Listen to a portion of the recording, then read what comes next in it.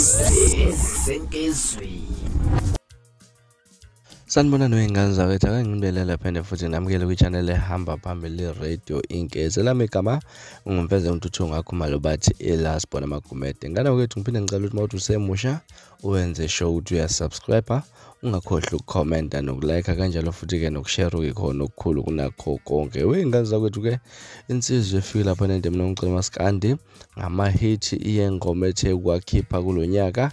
Insizwe mafika izolo kwi-album yakhe ikhiphile ke ethi nguye lona kuyingoma ke ngane zakwethu ke eduma umhlaba wonke lapha ingoma edlalwa kakhulu, kodwa futhi ke kuduma ingoma umnikazi wayo ngempela bancane abantu abangathi bayamazi. Insizwa ke ngane zakwethu mafika izolo icele lapha ukuthi idinga ama-artist amathathu ezokwazi ukuthi asebenze nawo lapha, kungabusendela iclip ku WhatsApp lapha ke wenza ke lapha kuzilungiselela okanye uzilolonga lapha ke into eyifuna ukuyizwa kuphela izwi nje kuphela. Ungacula noma ingoma kabani, ungacula noma ingoma yakho, ungacula noma ingoma yeqhawe lakho, kodwa ke lapha ke ifuna ukuthi kukhishwe ingoma engakhompoza yona kanjalo futhi nawe mangabe nalo ikhona lokukhompoza. Ngazo ke thangande kakhulu ke mhlawumbe ukuthi ke siqhubekele phambili, ake simuzwe esichazela yena uma afika izolo.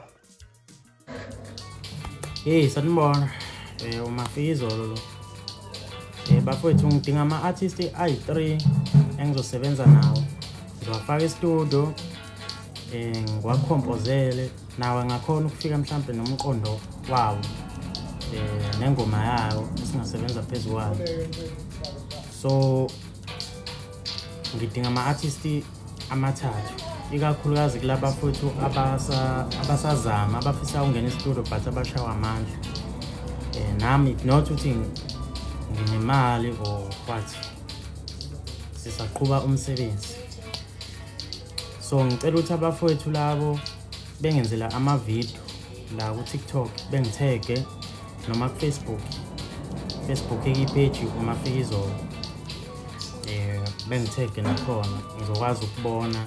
Ungacula noma iphi ingoma, ungenzele i-video ucule, ungacula noma iphi ingoma cause ngicabanga ukuthi into engizoyidinga ukulalela i-voice.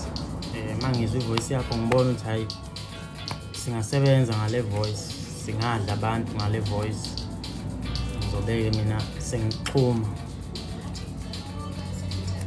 Ngicabanga ukuthi kunele bafowethu, ngicela ukuthi ngenzele kanjalo. Ngiyabonga.